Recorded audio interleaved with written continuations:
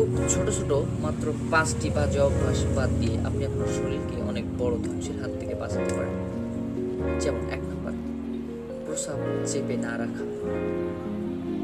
বালিশের পাশে mobile phone না রেখে ঘুমান, কারণ সারা রাত বালিশের পাশে একটা ফোন রেখে ঘুমানোর অনেক ক্ষতিকর দিক আছে, যেগুলো আমরা পরে কোনো এক ভিডিওতে আলোচনা করব। 3 নম্বর, পর্যাপ্ত পরিমাণে পানি না পান করা।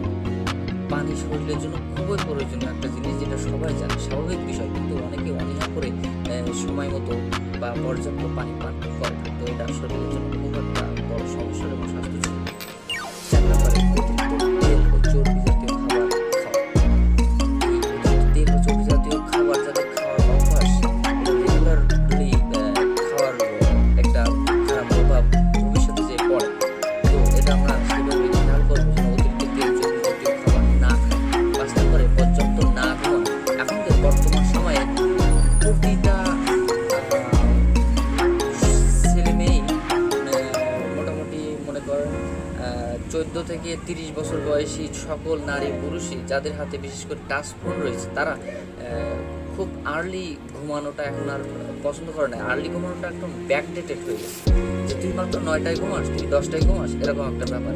তো যারা পর্যাপ্ত না ঘুমায় তারা তাদের